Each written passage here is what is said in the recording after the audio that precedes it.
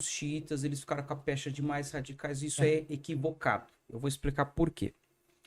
No século XVIII, aconteceu um fato curioso na Península Arábica. Um erudito islâmico chamado Muhammad Wahhab, ele era um Não é o defensor... Maomé, tá? Não é o Maomé. É, Isso eu tô falando já é do outro século Mohammed. XVIII. É. Um clérigo, Não é Mohammed. ele ficou muito É influente, Mohammed. o Wahhab, Sei ele lá, ficou sei lá, muito bom. influente na Península Não, Arábica. errou. Ele era de uma região, inclusive, da Arábia Saudita, a região ainda mais árida ainda, que é o deserto de Negueb. O que acontece? Ele defendia um movimento puritano no Islã, porque naquele momento, muitos clérigos, não só da Arábia, da região da Península Arábica, consideravam que o islamismo tinha desgarrado das origens. Isso coincide, inclusive, com o enfraquecimento. Nessa altura do campeonato, século XVIII, o Império Muçulmano já estava enfraquecendo. Então, eles associavam isso a um desgarramento dos ensinamentos. E na Península da Arábia, começou o Muhammad Wahhab, ele defendia uma volta aos costumes. Então, é nesse momento que os sunitas entram numa vibe puritana, que é a volta aos costumes do tempo do Maomé. E aí os sunitas Como hoje, como eles são radicais, né? muito mais radicais e puritanos do que os xiitas. Aí a pergunta que não quer calar, por que aqui no Ocidente a gente considera os xiitas os mais radicais? Tem muita relação com a Revolução Iraniana de 1979. Esse é um episódio à parte que é muito interessante ser esclarecido. Né? Em 79, para quem não está habituado, em 1979, o Irã, que até então era o país mais aliado dos Estados Unidos, primeiro que o Irã é um país, assim como a Arábia Saudita e outros países ali, riquíssimo em petróleo, só que a maioria da população é xiita. Olha só que interessante.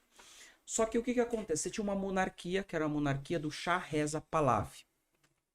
Era uma monarquia até que defendia, por exemplo, a modernização do Irã. Eu até gosto de comparar, quando eu estou falando em aula sobre o Pahlavi, eu comparo um pouco ao Getúlio Vargas. Ele trouxe a indústria moderna para o Irã, tal.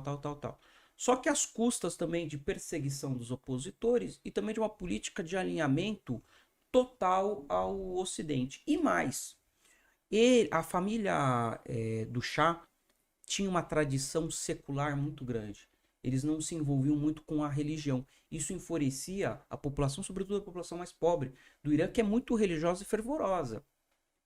Então, com o tempo, o governo, a política industrial do Pahlavi começa a enfraquecer na década de 70. Inclusive coincide com a época da crise do petróleo também. Tem uma relação ali, né? E aí o que acontece? Com o tempo, a população passa a acusar a monarquia de corrupção, o Shah de ser um serviçal, um joguete dos Estados Unidos. E aí você vai ter uma revolução que vai depor o Shah, em 1979. Aqui detalhe importantíssimo de citar, que isso geralmente é esquecido. Inicialmente, a Revolução Iraniana, ela não era religiosa, ela era uma reivindicação por melhores condições de vida. Inclusive, o Irã, naquela época, tinha um partido de esquerda secular que fez parte do movimento de rua contra o Shah. Ocorre que o Ayatollah Khomeini, que é um clérigo no mundo dos xiitas, a autoridade religiosa máxima não é nem o sheik nem o califa. Eles utilizam uma outra terminologia, que é o imã. Ou então Ayatollah, que é aquele que está no caminho de Allah. Isso que significa Ayatollah.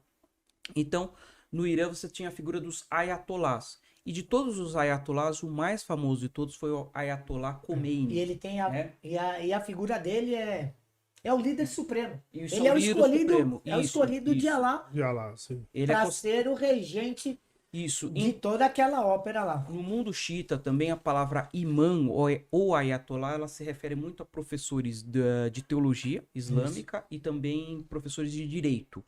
Então o Khomeini, ele era visto como um libertador do povo iraniano, xiita, da opressão e da devassidão dos ocidentais. Então, em 79, você vai ter essa revolução. E ele, quando volta do exílio, ele estava em exílio no Iraque, se não me engano, nesse mesmo período. Ele esteve exilado na França e depois ele se exilou no Iraque. O Iraque tem uma população xiita considerável, sobretudo no sul. Isso é um problema também grave no Iraque, você tem muitos conflitos entre sunitas e xiitas. Ele volta para o Irã em 1979 e ele é envolvido pela multidão, que passa a aclamá-lo como o elemento que vai acabar com o regime ditatorial do Shah Reza Pahlavi. E aí você tem a Revolução Iraniana. Daí a impressão, nos telejornais, como que os telejornais se referiam aos muçulmanos xiitas do Irã? Radicais, inflexíveis, não querem dialogar com ninguém. Por quê? Porque era um líder pró-ocidente que estava sendo tirado do poder.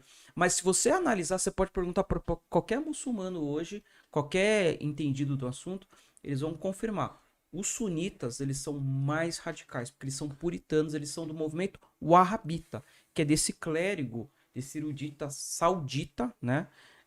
Que viveu no século XVIII.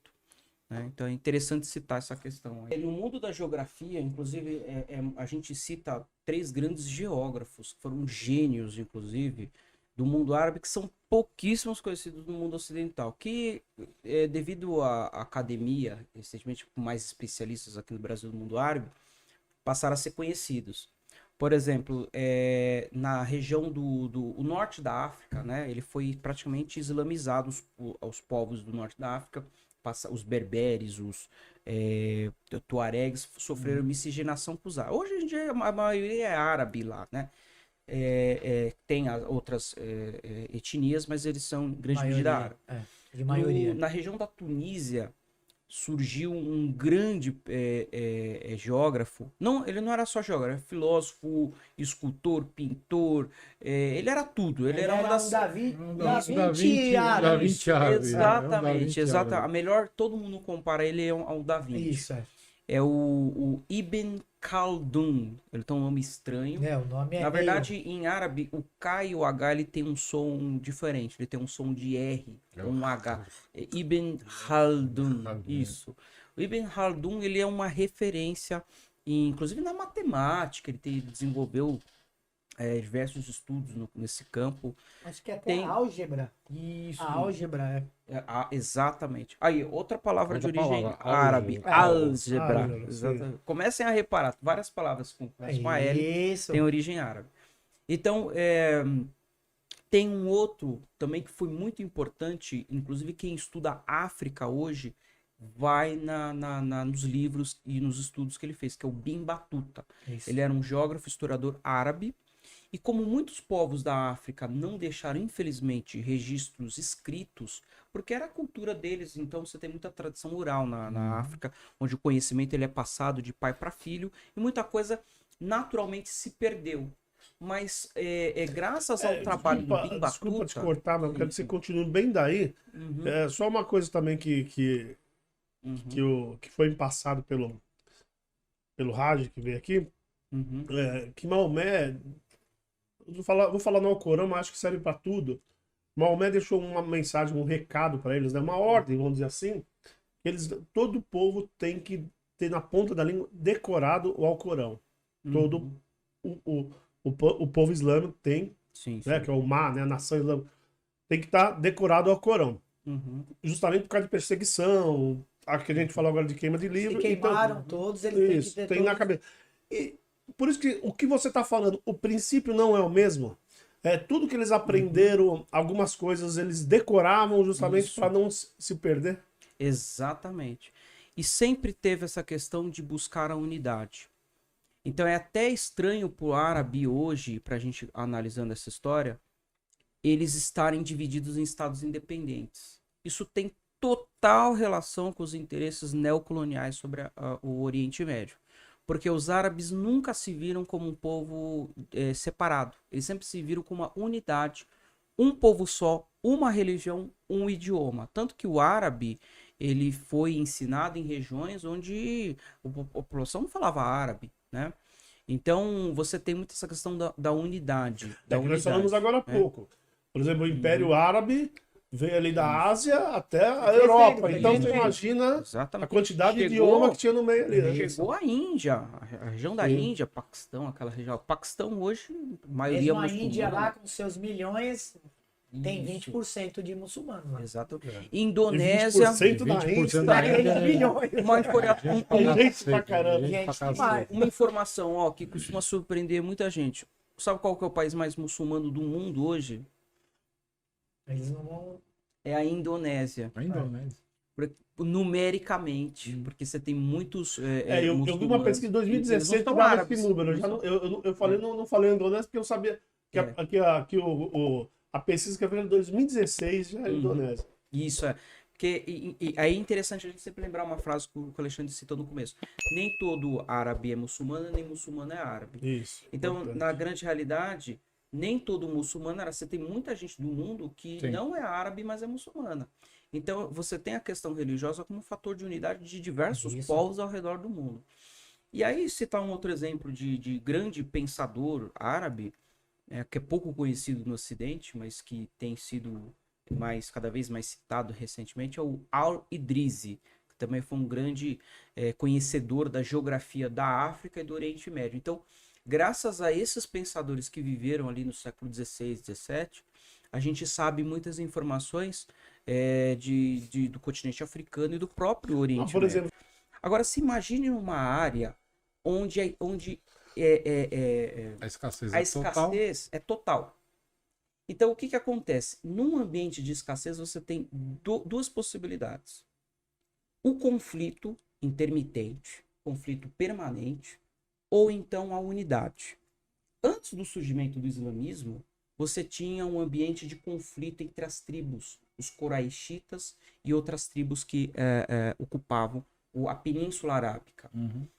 O islamismo foi um fator, além de um fator religioso, foi um fator fundamentalmente político, porque uniu o povo árabe sob uma mesma bandeira, sob uma mesma autoridade. Esse foi o ponto inicial para a expansão do Império Árabe Muçulmano. Quer dizer, né? Além da necessidade, eles eram grandes comerciantes. Sim, grandes comerciantes. Por quê? Porque no deserto, você vai praticar agricultura, você vai se dar Eles eram nômades, né? Eles eram nômades. Já tinha o solo não é fértil. Então só sobra para o povo o quê? Bom, vamos fazer as trocas comerciais. Caravanas, etc. Isso. Só que você não tinha um consenso político, porque cada um tinha um Deus diferente, né? Cada um tinha uma forma diferente de pensar. E o conflito é típico de regiões pobres, onde a pobreza ela impera. Você tem disputas por vantagens, pelos poucos recursos que estão ali presentes.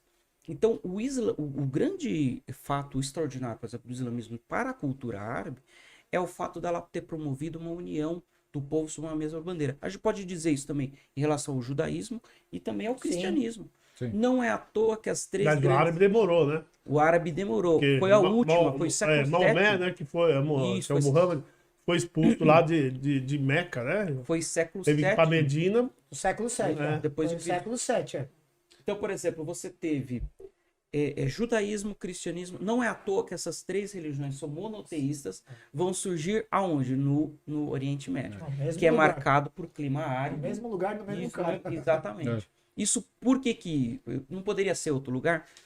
O Oriente Médio é um lugar marcado por extrema pobreza. E aí o pessoal... É o berço de tudo isso. O pessoal precisa ter alguma coisa para crer. Diante de tanta pobreza, precisa ter fé. Se você não entende as características ambientais, primeiro, você não vai ser capaz de entender a dinâmica do desenvolvimento histórico dos povos. A gente chama isso de determinismo geográfico, né? O meio ambiente determina o tipo de desenvolvimento dos povos. Por quê? Os povos precisam aprender a gerenciar os recursos, né? Daí você tem a política, o desenvolvimento da política, da economia, da infraestrutura. E aí a gente tem eu utilizo muito uma analogia, que é a seguinte, estrutura e superestrutura. O que é estrutura? A forma como a sociedade se organiza. Superestrutura, o conjunto de ideias que brota dessa sociedade a partir dessa organização. Então, por exemplo, a partir do momento que você tem uma cidade com uma liderança política, um chefe tribal, por exemplo, você precisa ter um sistema ideológico que dê sustentação a esse líder. Então, por isso que a religião, principalmente as religiões monoteístas, elas andam lado a lado com vários impérios do mundo antigo. Que você tem a estrutura, e acima da estrutura você tem o soerguimento da superestrutura, que é o conjunto de ideias que rege aquela determinada sociedade. Então, por exemplo, você tem que partir do entendimento da questão ambiental para entender como os povos se organizam em relação aos recursos, e daí vai surgir a filosofia, vai surgir as ideias, as religiões e tudo mais. E por causa de toda essa informação que os árabes adquiriam, né?